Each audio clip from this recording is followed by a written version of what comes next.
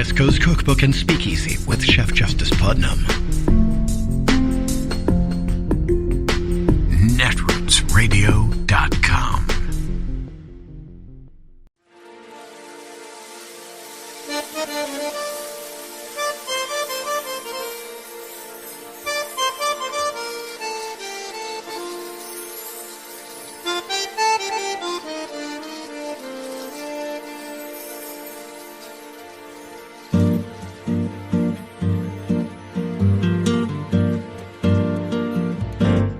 Je voudrais du soleil vert, des dentelles et des théières, des photos de bord de mer, dans mon jardin d'hiver. Je voudrais de la lumière, comme en Nouvelle-Angleterre. Je veux changer d'atmosphère, dans mon jardin d'hiver.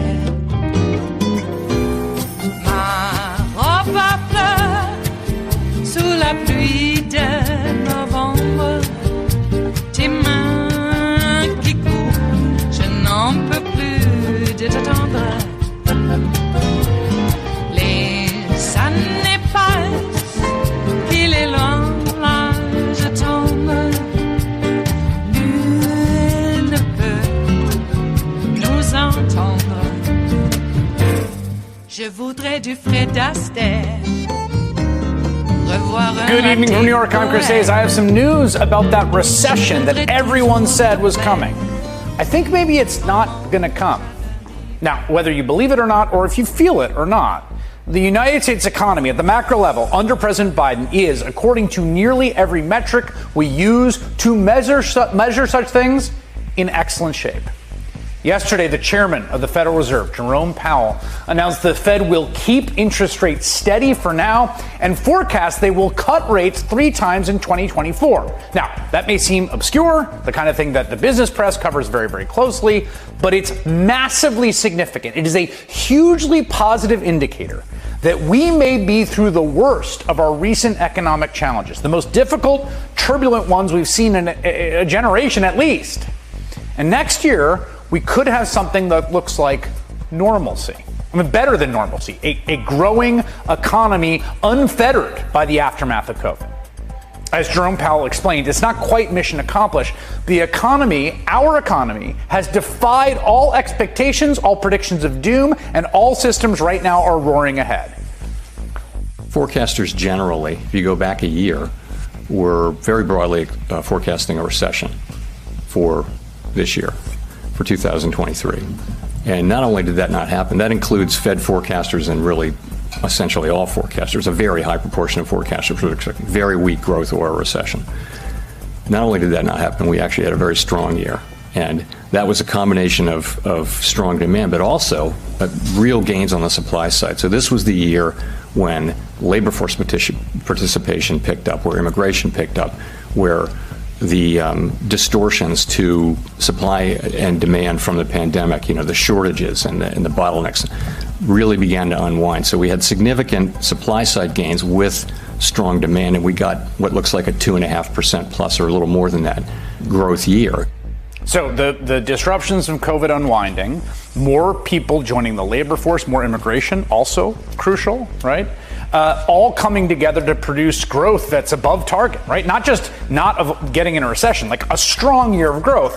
And in reaction to Jay Powell coming out and saying, look, we think we've navigated this. We think we don't have to keep hiking rates. We think we have inflation under control. We think we're on the glide path to normalcy for the first time in the last few years. In reaction to that news, a real indication that we have made it through this turbulence, the stock market went bananas. All 3 of the major averages hit 52-week highs. The Dow set an all-time record, closing above 37,000 for the first time.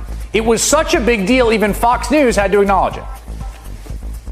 Our graphics guys went nuts today because the Dow is now at it. There we go. Thank you.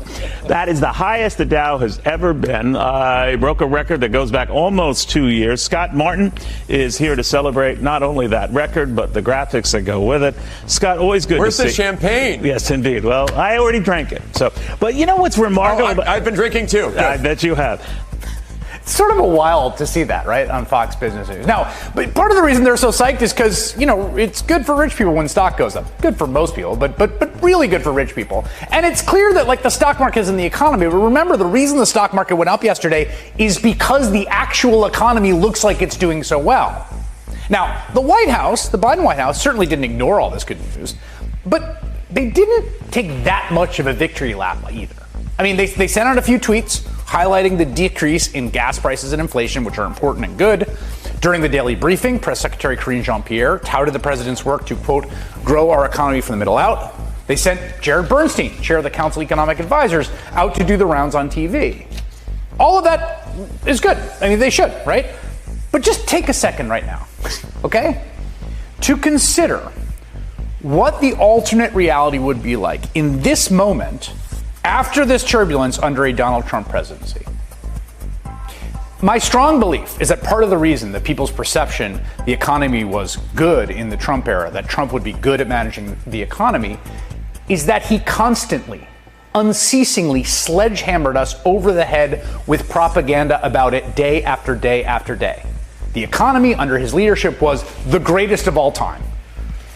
We have the best economy, greatest economy we've ever had. We're the greatest economy that we've ever had in the history of our country. We have the greatest economy anywhere in the world. We built the greatest economy in the history of the world. We have the greatest economy on earth, not even close. By the way, that wasn't true, just to be clear. I mean, depending on how you even think of the metrics. But even worse, amidst the tumult, the scariest, toughest days of the pandemic, when Donald Trump was president, let's remember, okay? Didn't stop in 2019. He was president in 2020. During those worst days, when we were staring down the barrel of a mass death event that was going to kill more than 1 million Americans, Donald Trump was focused on that economic propaganda, not even the economy, economic propaganda in that moment. I want you to take a time machine back to that Black Friday with me, March 13th, 2020, okay? It was the first week when it was clear to everyone the pandemic was here, it was very seriously, and it was going to close everything down, massively disrupt all our lives across the globe. What did Donald Trump do that day?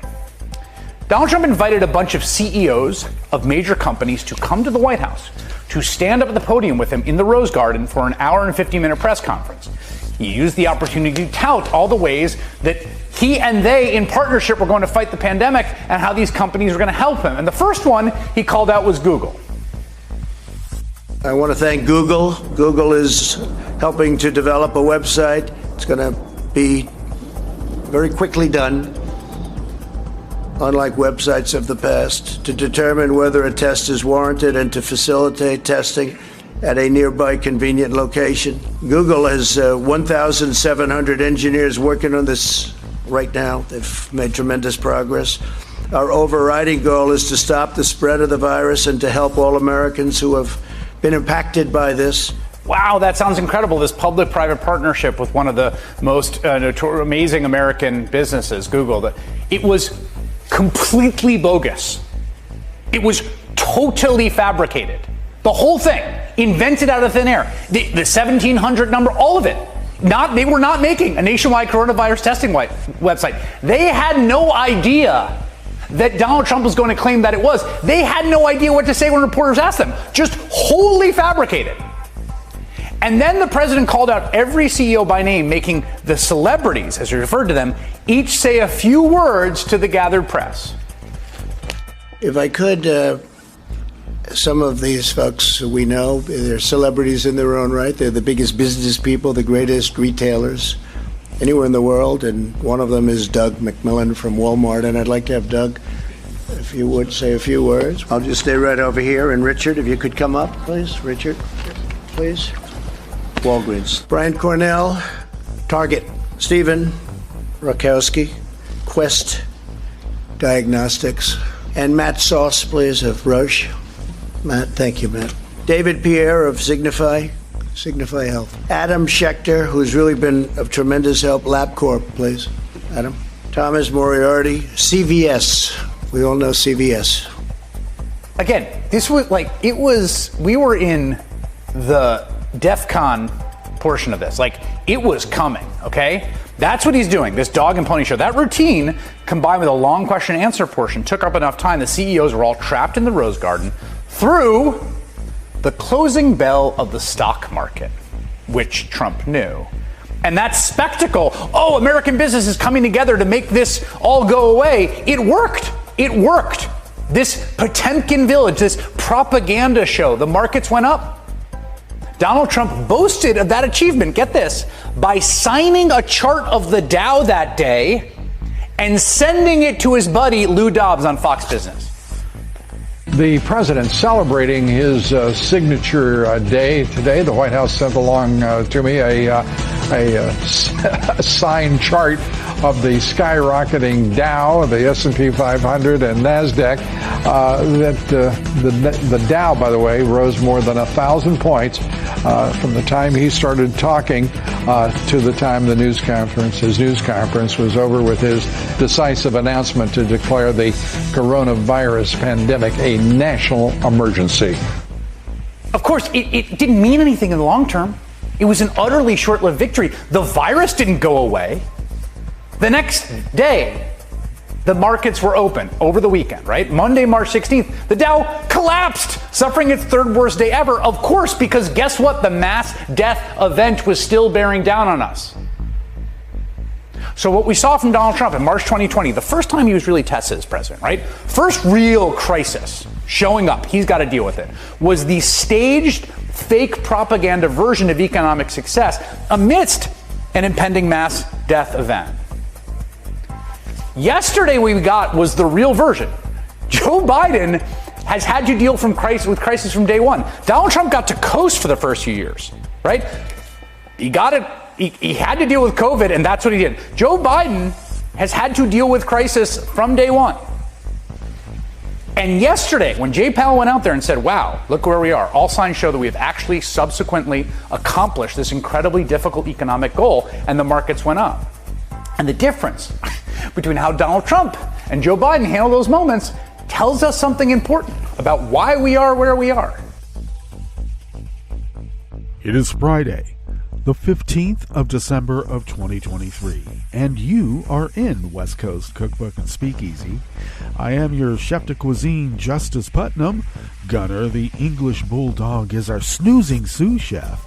Precious, the little Yorkie, is our door girl, and she will be seating you directly for our especially special daily special Blue Moon Spirits Fridays, because we are all Nighthawks in the Diner of Life. Yes, we are. Made it to Friday.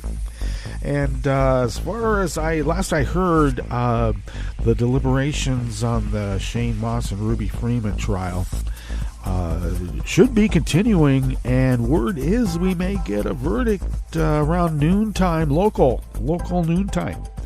So we'll look forward to that. Also, woke up to this breaking news, and we'll see how breaking it is and how much it gets reported, considering that, we got Hunter's laptop and his dick pics and all that to consume our time. Looks like the intelligence services have been unable to locate a 10-inch binder of top secret Russian intel that also includes the names of undercover agents in Russia. And a lot of intel about how the Russians helped Trump win in 2016. The last it was seen was in Trump's hands at Mar-a-Lago. Except Cassidy Hutchinson did report that there was a binder that Mark Meadows went back to Mar-a-Lago for, or the White House, wherever, and he took it. So for 2 years, our intelligence services have been trying to locate this binder and have been unable to locate it. Why is this not, even at this point, I know that it's just been reported, but why is it not leading all the news? Why is this not being digitized at Times Square on that, scroller thing, crying up there on the top of the building or middle of the building? Why? This is amazing news that we need to know about. It is of import because this guy is running for president because he knows that if he doesn't, he's going to prison or worse.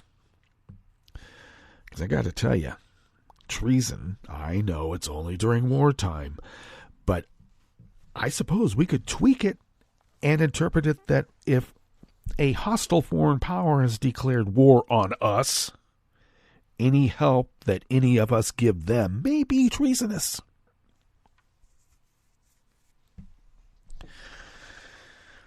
Why was it that the only thing in the Republican platform that got tweaked, the night of the convention, in secret, was funding for Ukraine?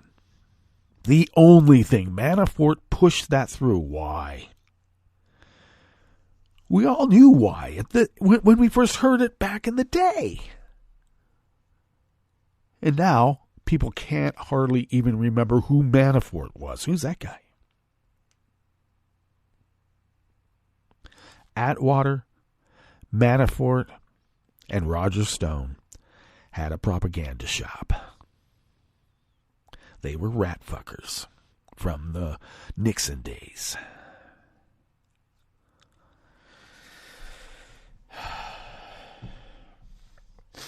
After America's mayor found that he needed, or wanted to make a little bit more money, he opened up a propaganda shop and sold his services to bring down emerging democracies. Why?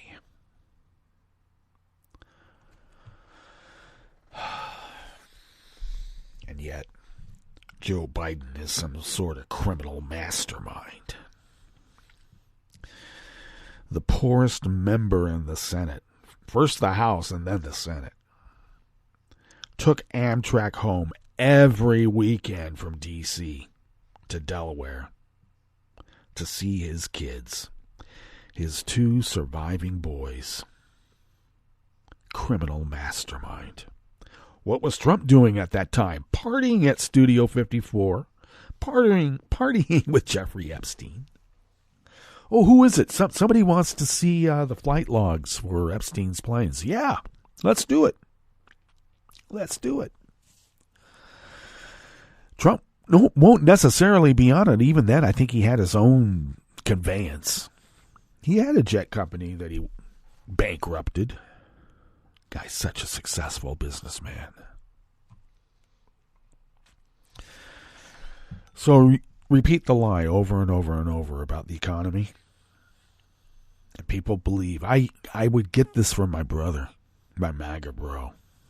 The economy's doing so great. Yeah, for you, pal. And the economy's doing even better, but he is so upset. It's just, it's not doing anything for me. Yeah, it is. Give me a break. Highest Dow close in the history of the stock market. Give me a break. And Trump was out there lying and touting his so-called successes incessantly. Then you go to Middle America. Oh, Joe's destroying the economy. Is he? Jesus. All right. Trump inherited a booming economy, and he tanked it. Sort of like what he did with his dad's wealth. Well, I guess now we get to pay the price, huh? I guess. So this document, this binder of top secret information that got undercover U.S. intelligence officers killed.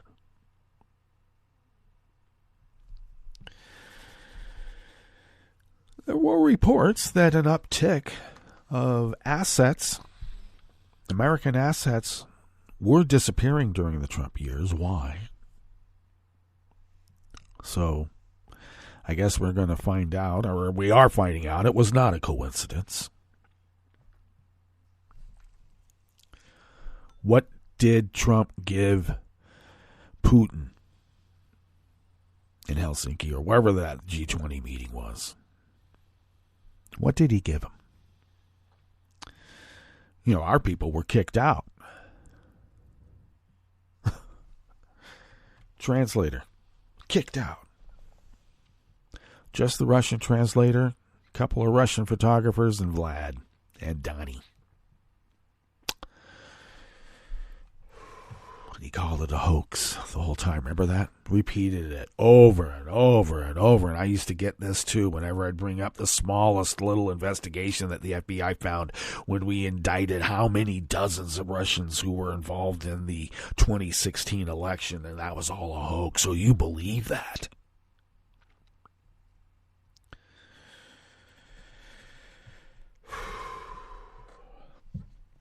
This guy's a traitor.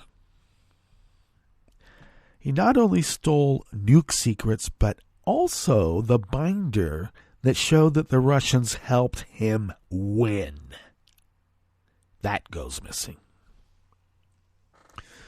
And Joe Biden is being impeached because he's a criminal mastermind.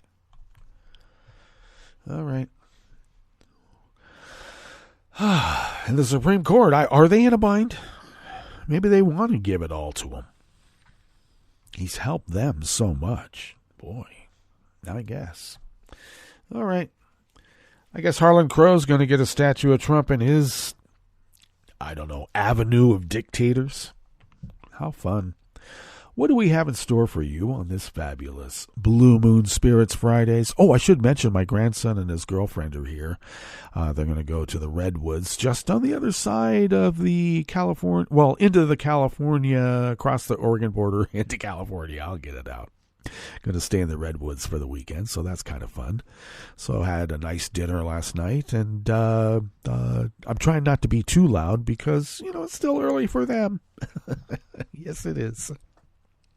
All right, what do we have in store for you? The Idaho Transportation Department completed construction on the state's first wildlife overpass this fall, and animals are already finding their way over the highway. Liberals seek the ouster of a Trump lawyer who advised fake electors from a Wisconsin judicial ethics panel. Former judge advised fake electors, and he's on the ethics panel. Yeah, get him off. Jeez. And 2 months after a massive foreign cyber attack, the Kansas court's computer systems are just now starting to come back online. After the break, we move to the chef's table where NATO's newest member, Finland, will sign a defense pact with the United States. And an academic arrested in Norway as a Moscow spy confirmed his real Russian name.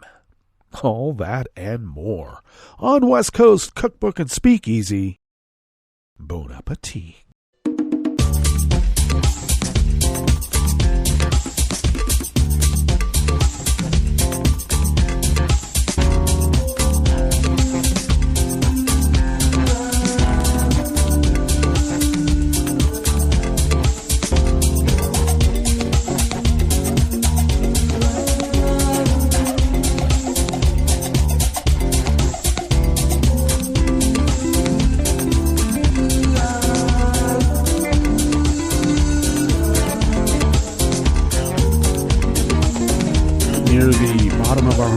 At netrootsradio.com. To the right of the page is the chat room link, and the chat room is monitored by Kelly Lincoln, and we thank Kelly for doing so. Across the page to the left from that chat room link is the link to our Patreon page. If you could become a recurring Patreon of Netroots Radio, and if you could, send us what you might spend on an espresso-type coffee drink once a month, that helps us pay our bills and all the other costs accrued running this powerhouse of resistance. So we thank you for being so generous, even though this time of year is rather tough. When you can you help? Thank you. If you would like to follow Netroots Radio on Twitter, Mastodon, Spoutable, Blue Sky, Facebook, etc., you can do so at Netroots Radio. Tom takes care of those. Though I should add that all of us take care of the Facebook page, as I have found out just recently. Oh my.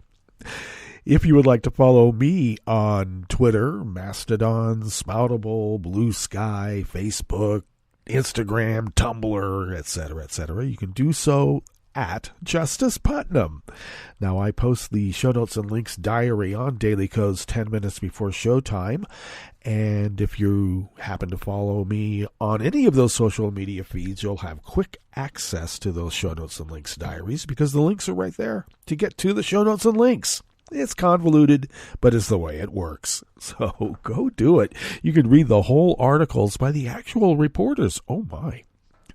If you would like to follow the show on Twitter, you can do so at Cookbook West. And please do pick up podcasts by way of Spreaker, TuneIn, iHeart, YouTube, iTunes. Really, wherever podcasts can be found, you just can't find them on Stitcher. Not anymore. This first offering comes to us by way of the Oregon Public Broadcasting website by Rachel Cohen.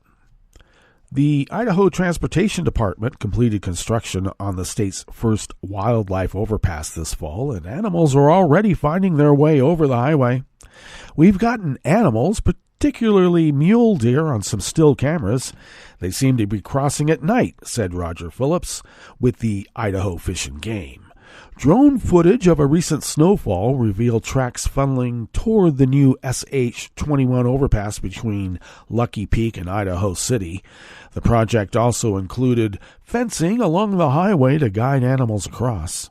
Phillips said the fact that animals are using the crossing is a positive sign, but the infrastructure is still new for them. Some are ending up on the highway, so it'll be important, he said, to watch that they learn this new habit. This is one of Idaho's largest mule deer herds, he said. They winter in the lower elevation Boise River corridor and migrate up toward the Sawtooth in the spring. Elk numbers have been increasing in recent years, too. There's already a wildlife underpass on this road that was built in 2010, but state officials think the addition of the overpass will reduce vehicle collisions with big game by 80%. The project, totaling about $6.5 million, was primarily funded by the Federal Lands Access Program within the Federal Highway Administration, but it was also supported by the Idaho Transportation Department, the Idaho Department of Fish and Game, the City of Boise, and the Forest Service. Other crossings are in the works or are planned for I-90 in North Idaho and US 30 in southeastern Idaho.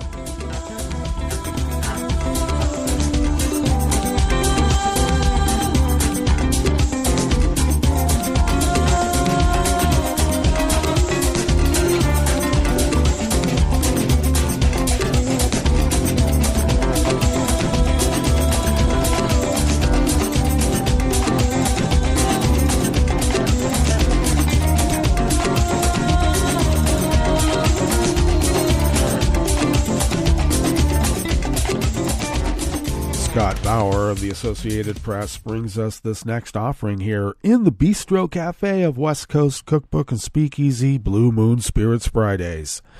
Liberals are calling for Trump's Wisconsin lawyer to step down from a state judicial ethics panel, saying he is unsuitable due to his role advising the fake Republican electors who admitted to taking part in an effort to overturn the 2020 election.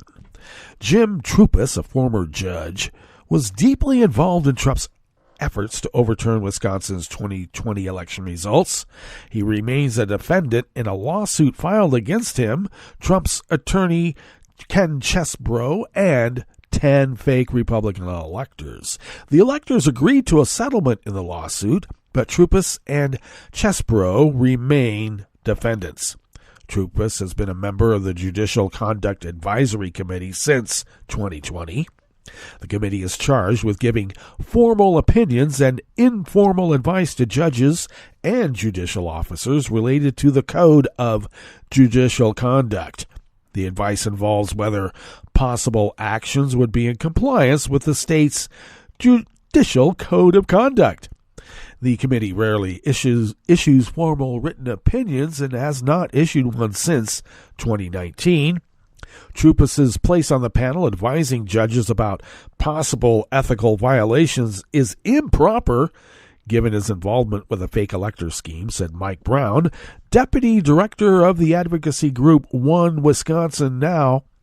He never should have been reappointed after his role in the MAGA conspiracy to undermine our freedom was public, Brown said in a statement, referring to the Trump campaign slogan, Make America Great Again. Oh, we didn't know what MAGA meant.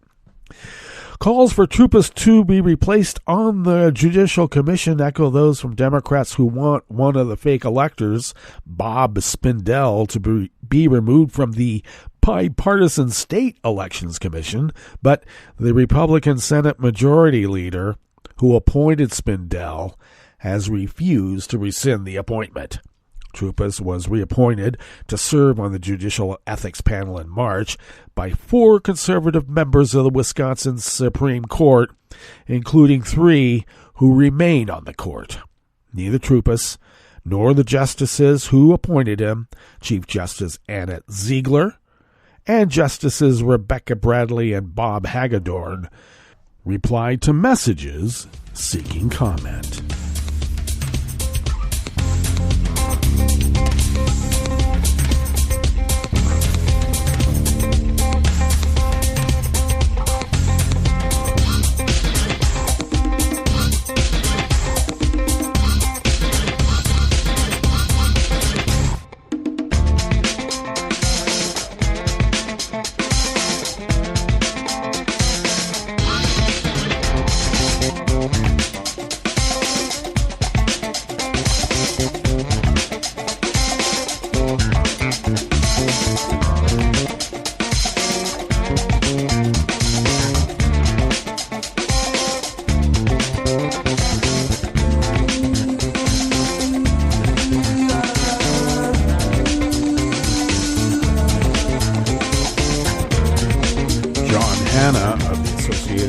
Brings us this final offering here in the Bistro Cafe of West Coast Cookbook and Speakeasy.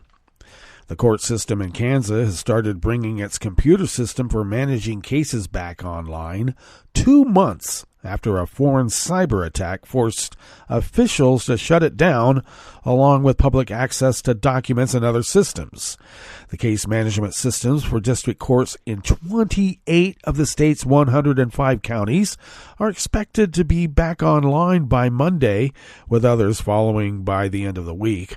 Online access to documents for the public will be restored after that, though counties that go back online will be able to offer access through terminals at their courthouses.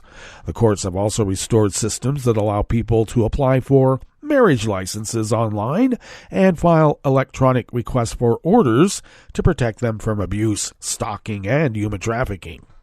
The Kansas Supreme Court's 7 justices who oversee administration of the state courts said last month that the judicial branch was the victim of a sophisticated foreign cyber attack. Criminals stole data and threatened to post it on a dark website if their demands were not met, the justices said. However, judicial branch officials have not publicly disclosed the hackers' demands, whether a ransom was paid, or how much the state has spent in restoring judicial branch systems. Asked about a ransom yesterday, Thursday, judicial branch spokesperson Lisa Taylor referred to last month's statement. Restoring our district court case management system is a much-anticipated milestone in our recovery plan, but we still have a lot of work to do, Supreme Court Chief Justice Marla Luckert said in a statement yesterday, Thursday. The outages affected the courts in 104 counties, all but the state's most populous one, Johnson County in the Kansas City area. Johnson has its own systems and is not scheduled to join the state systems until next year. The judicial branch initially described the attack as a security incident, but cyber security experts said that it had the hallmarks of a ransomware attack, including and how court officials gave few details about what happened. The long outage has forced courts in the affected counties to return to having documents filed on paper. Oh, horror. Judicial branch officials acknowledge that it could take weeks for the courts to electronically log all the filings since the October 12th shutdown. The electronic filing and case management systems for the State Court of Appeals and the Supreme Court will be back online after the district courts are done. A risk assessment for the state's court system issued in February of 2022 is kept permanently confidential under state law, as is one issued in June of 2020.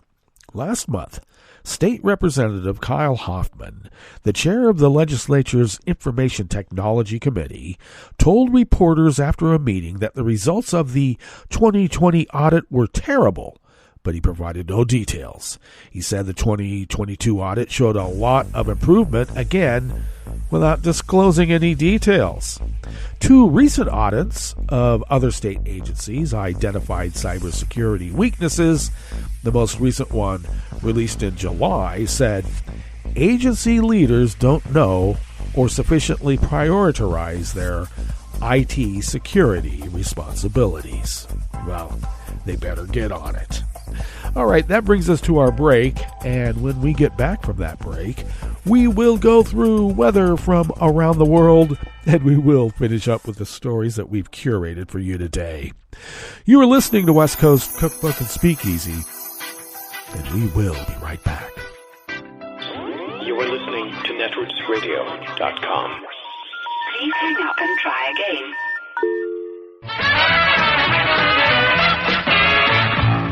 From a point at sea to the circles of your mind, a new force is at work for planetary transformation. New radio for a new Earth.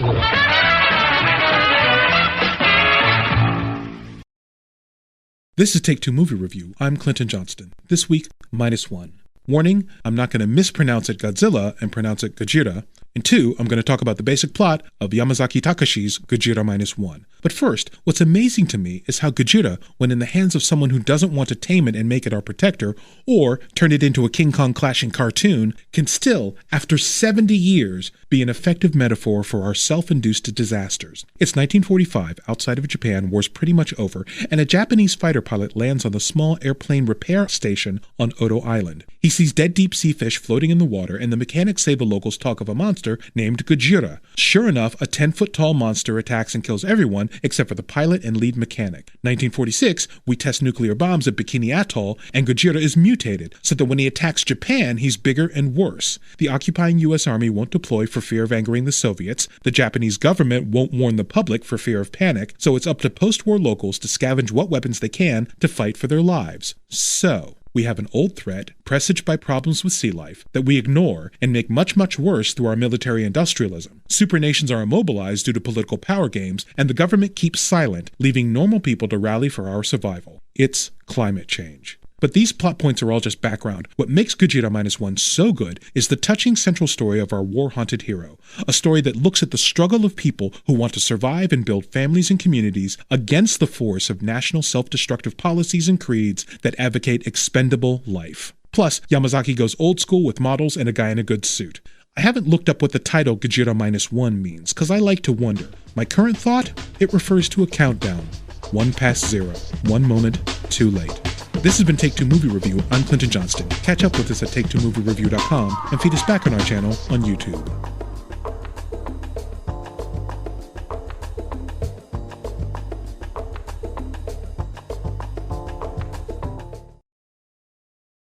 I'm probably okay to have one more drink before I drive home.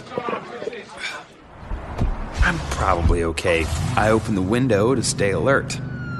Probably okay. I just popped some gum in my mouth. Step out of the car, please. I probably made a mistake.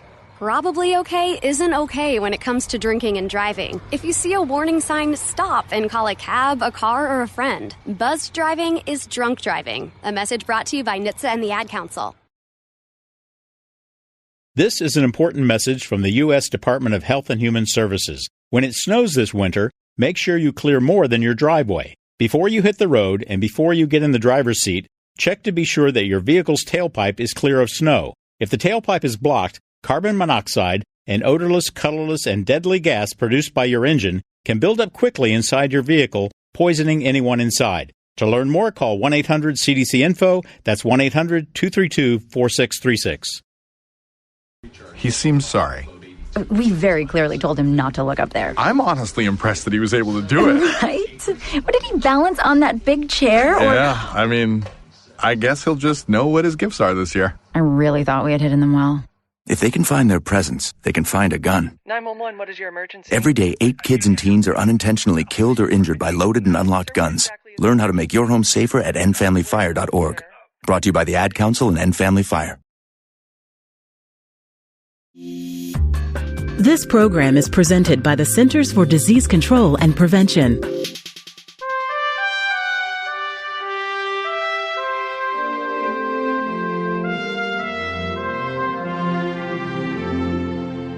Welcome to A Cup of Health with CDC, a weekly feature of the MMWR, the Morbidity and Mortality Weekly Report.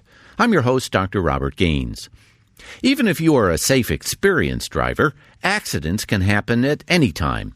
Young children are especially at risk for injury and death in a motor vehicle crash. Dr. Erin Sauber-Schatz is a researcher with CDC's National Center for Injury Prevention and Control. She's joining us today to discuss the importance of keeping children properly restrained in motor vehicles. Welcome to the show, Erin. Thank you. Erin, how many children are killed or injured each year in a motor vehicle crash in the U.S.? In 2013, 638 children aged 12 and under died in a crash, and over 127,000 were injured. How effective have child safety seats and other safety devices been in preventing injuries and death among children? Car seats and booster seats are very effective at preventing injury and death in a crash, but the most effective seat is the one that parents use to buckle their kids on every drive. Where's the safest place for children to ride in a car?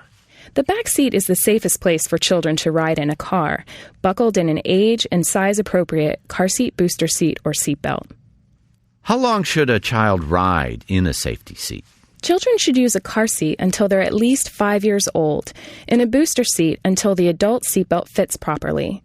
The adult seatbelt fits properly when the lap belt lays across the upper thighs, not the stomach, and the shoulder belt lays across the shoulder, not the neck. Erin, where should parents go in their community to get help installing and using car seats? Parents can get one-on-one help free of charge from a certified child passenger safety technician. You can find a tech near you at cert.safekids.org and click on Find a Tech. Another option is to check with your local police or fire department. Erin, where can listeners get more information about restraining children properly in motor vehicles? Listeners can go to cdc.gov and type in the search box, Child Passenger Safety. Thanks, Erin. I've been talking today with CDC's Dr. Erin Sauber-Schatz about the importance of keeping kids safe in a motor vehicle. Remember, for children under the age of 13, properly restrain them in the back seat. If you're unsure about how to install or use car seats, check with your local police or fire department. Until next time, be well. This is Dr. Robert Gaines for A Cup of Health with CDC. For the most accurate health information, visit cdc.gov or call 1-800-CDC-INFO. I was in the middle of the Atlantic Ocean when it happened. There was a sudden jolt and our submarine crashed on the seafloor. We were in total darkness. That's Dr. Dejana Figueroa, a marine biologist and STEM teacher, talking about a deep sea dive she'll never forget. It's funny, when I was a kid, I was afraid of the ocean, and there I was, 2 miles below the surface. But as a scientist, you prepare for that. Using our training and a little creativity, we fixed the sub and finished our experiments. The dive was just too important. Every dive gives us glimpses at things few people ever get to see. Glowing creatures, fiery undersea volcanoes. When we got back to the surface, I kissed the ground and called my mom, of course. But you know what? I wouldn't trade that dive for anything. Dr. Figueroa uses her passion for STEM to discover new things and make the world a better place. She can STEM, so can you. Check out She Can STEM for more stories and inspiration. A message from the Ad Council. Hi, I'm Tom Hartman, and since you're listening to netrootsradio.com, show your progressive side and go to the donate button on the bottom of the homepage. It's progressives like you who power Netroots Radio and keep the progressive message beaming everywhere 24 hours a day. Just go to our donate button at the bottom of netrootsradio.com. Thank you for keeping progressive radio at full power.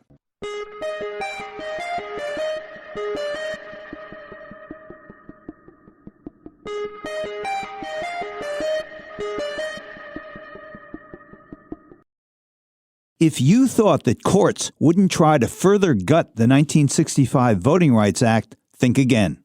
I'm Bill Newman, and this is the Civil Liberties Minute. In 2013, the Supreme Court, 5-4, in a case from Shelby County, Alabama, killed more than half of the historic Voting Rights Act of 1965 by striking down what's called preclearance. Preclearance meant that a state or county with a long history of racial discrimination in voting had to get an okay, a preclearance, from a federal court or the Department of Justice before it changed its voting procedures. After the court killed preclearance, areas with racially biased voting histories closed polling places, purged voter rolls, truncated early voting, instituted racially biased voter ID laws, and so on. Then, in 2023, the Supreme Court, which has blessed blatant political gerrymandering in a clear case of racially motivated gerrymandering, did not strike down the rest of the Voting Rights Act. A big sigh of relief was warranted. But the Eighth Circuit Court of Appeals has just ruled that private citizens and civil rights groups no longer can bring a challenge under the Voting Rights Act. If that case were to be upheld by the Supreme Court, it would gut what remains of that crucially important law. We await the High Court's decision. The Civil Liberties Minute is made possible by the ACLU because freedom can't protect itself. You're listening to the American Democracy Minute, keeping your government by and for the people. We reported in November on the Eighth Circuit Court of Appeals decision restricting lawsuits based on the 1965 Voting Rights Act to be filed only by the U.S. Attorney General, seen by most court watchers as radical and ignoring precedent, but it's already having ripple effects across the nation. The Eighth Circuit ruled in the Arkansas racial gerrymandering case that there was no private right of action for voters or democracy groups, and only the U.S. Attorney General could bring such a case. Immediately after, North Dakota appealed a Native American VRA case on those grounds. Then on December 8th, 13 Republican attorneys general filed an amicus brief in a similar VRA case where the Fifth Circuit mandated an additional majority-minority congressional district in Louisiana. The AGs from Alabama, Alaska, Georgia, Idaho, Indiana, Iowa, Kansas, Mississippi, Montana, Nebraska, South Carolina, Texas, and West Virginia want the Louisiana case reheard in hopes that it is dismissed on the same grounds. Citing 60 years of U.S. Supreme Court precedent, plaintiffs in the Arkansas case asked the Eighth Circuit December 11th for a rehearing. Pay attention, this may be one of the most important voting rights cases in U.S. history and could affect your right to vote and to have proper representation. We have more at AmericanDemocracyMinute.org. I'm Brian Beal. I'm Rick Smith, and this is Labor History in 2. On this day in labor history, the year was 1921. That was the day Kansas National Guard troops marched into Crawford County coalfields to quell the Mother's March. 8,000 miners went on strike that September to protest the jailing of their United Mine Worker District leader, Alexander Howitt. Howitt was found guilty of violating a statewide strike injunction for calling workers out on strike in 1919. Governor Henry Justin Allen had established a state industrial court which ruled strikes illegal. Howitt's members considered it a new kind of fugitive slave act. They likened their jailed leader to a modern-day John Brown. The United Mine Workers opposed the court and the increasing number of unauthorized strikes. Many district leaders were divided over this protest strike and chose not to support it. The strike also divided the membership, and some went back to work. Conditions worsened after 3 months until the striking miners' wives took matters into their own hands. They met in Franklin to organize a march that would effectively shut down the mines. days. Their numbers grew from 500 that first day to over 4,000. According to Benjamin Guzin, for 3 days the women stormed area mines, obstructed traffic, and assaulted workers. When met with resistance, they threw red pepper at scab workers and overturned their lunch buckets, showering the miners with coffee and what had been intended as their midday meals. 4 companies of National Guard troops, including a machine gun division, arrived to stop the march and break the strike. The press derisively referred to the women as the Amazon Army. Many women were arrested, but mobilized their newly won voting power to unseat anti-labor politicians the next spring. As a result, the state's industrial court was ruled unconstitutional. Like what you hear? Check out more at laborhistoryin2.com.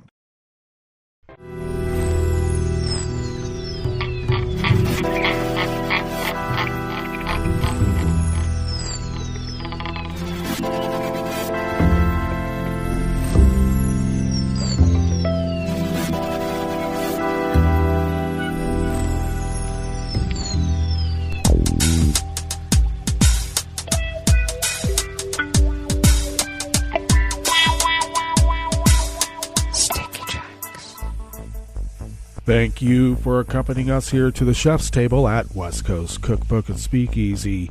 Blue Moon Spirits Fridays, because we are all Nighthawks in the Diner of Life.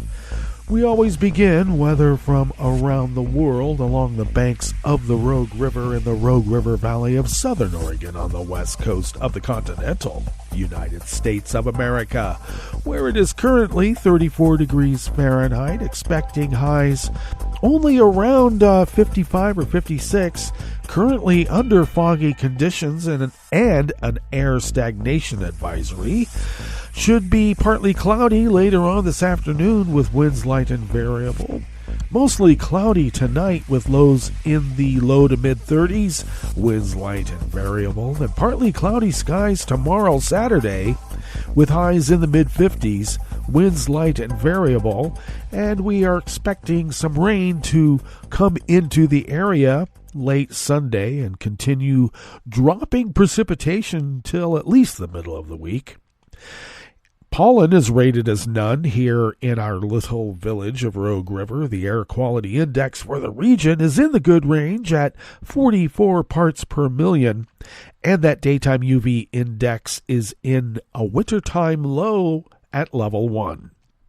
Barometric pressure is falling at 30.25 inches. Visibility is down to a half mile, and relative humidity is at 100%.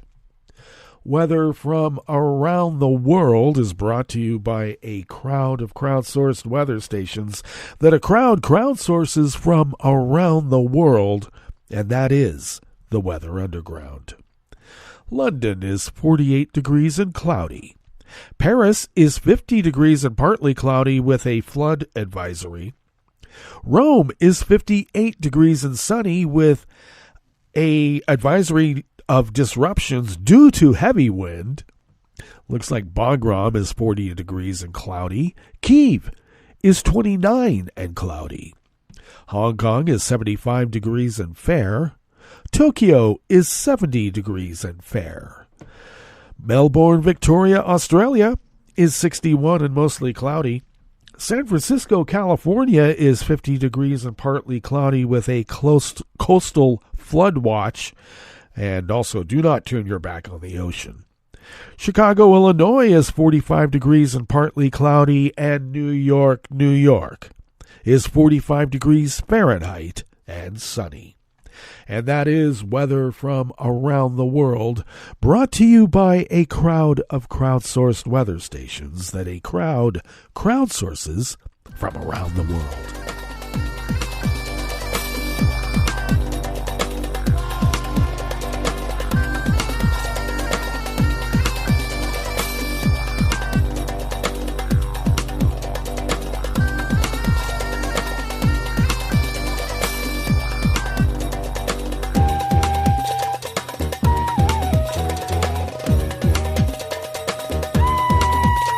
Jerry Tanner of the Associated Press brings us this first amuse-bouche here at the chef's table at West Coast Cookbook and Speakeasy.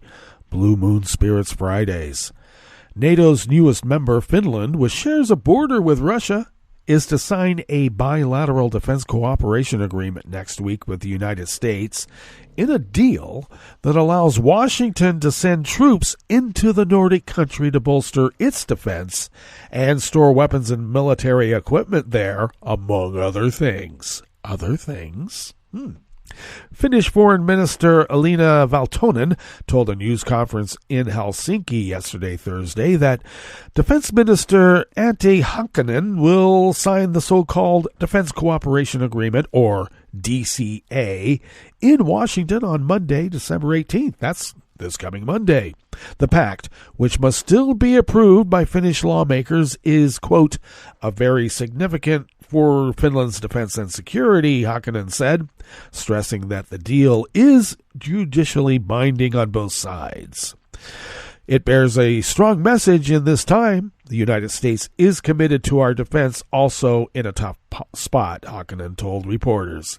Finland joined NATO in April after decades of military non-alignment as a direct result of Russia's assault on Ukraine that started in February of 2022. The nation of 5.6 million shares an 830-mile border with Russia that makes up a significant part of NATO's northeastern flank and acts as the European Union's external border in the north. Under the deal, Finland will allow U.S. soldiers access to 15 military areas and facilities, covering the entire Nordic nation all the way from a key southern naval base and inland air bases to a vast remote army training area in Lapland. American troops are allowed a permanent presence and regular exercises in Finland, but there are no plans to establish permanent U.S. military bases in Finland. Several NATO countries currently have similar bilateral defense agreements with the United States. Last week, Finland's close Nordic neighbor Sweden, which is on the brink of joining NATO, signed a comparable deal. Alliance member Denmark is expected to do so in the near future.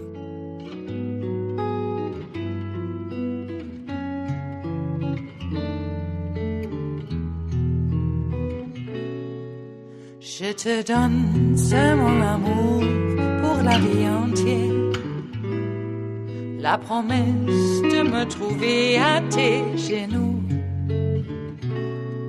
Aussitôt que tu m'appelles, rester toujours fidèle, c'est tout, c'est tout. Je te donne tous mes printemps, mes étés de mer, mes automnes quand les feuilles tombent partout. Si ce n'est pas une bonne affaire, je te donne tous mes hivers. Staff at the World Desk of the Associated Press brings us this final amuse-bouche here at the Chef's Table at West Coast Cookbook and Speakeasy. An academic who entered Norway as a Brazilian citizen and was arrested last year on suspicion of spying for Russia has confessed his real Russian name, Norwegian authorities said yesterday, Thursday. The man was detained in the Arctic city of Tromsø, where he worked as a lecturer at the Arctic University of Norway. Norwegian media have said he called himself Jose Assis Giamaria.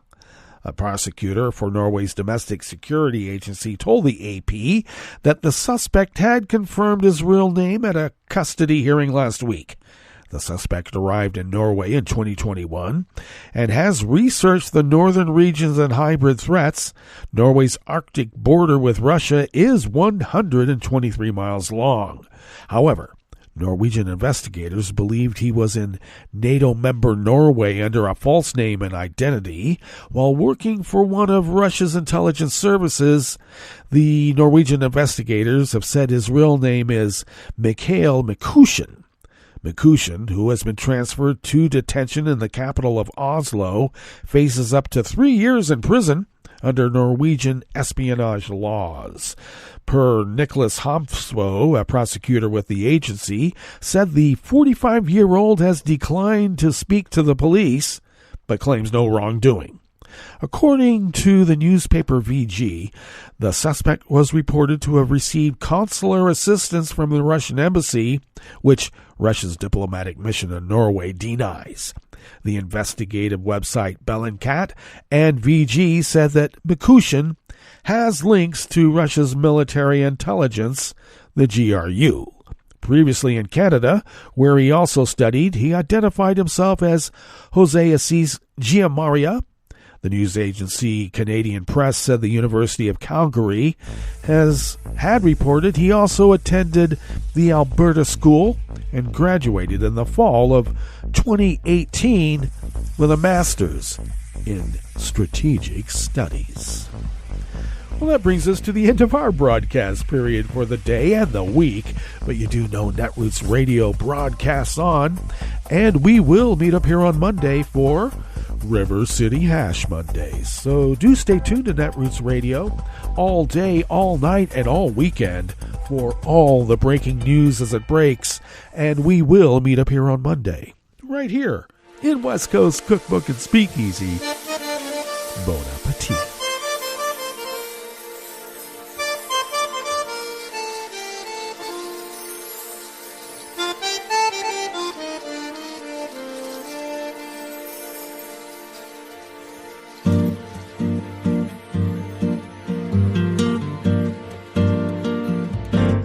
Je voudrais du soleil vert, des dentelles et des théières, des photos de bord de mer, dans mon jardin d'hiver. Je voudrais de la lumière, comme en Nouvelle-Angleterre. Je veux changer d'atmosphère, dans mon jardin d'hiver. À fleurs sous la pluie de novembre, tes mains qui courent, je n'en peux plus de t'attendre. Les années passent, qu'il est loin, là je tombe. Nul ne peut nous entendre. Je voudrais du Fred Astaire, revoir un latte Goël. Je voudrais toujours te plaire dans mon jardin d'hiver. Je veux déjeuner par terre, comme au long de golfe clair, t'embrasser les yeux ouverts dans mon jardin d'hiver.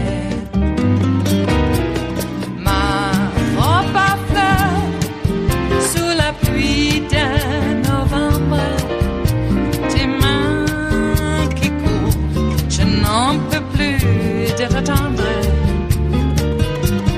Les années passent, il est loin, là je tombe. Nul ne peut nous entendre. Ba-da-da-dum-di-da-dum. Ba-da-da-dum-di-da-dum. Ba-da-da-dum-di-da-dum. Dans mon jardin d'hiver. Ba-da-da-dum-di-da-dum. Ba-da-da-dum-di-da-dum. Ba-da-da-dum-di-da-dum. Dans mon jardin d'hiver. Dans mon jardin d'hiver. Dans mon jardin d'hiver.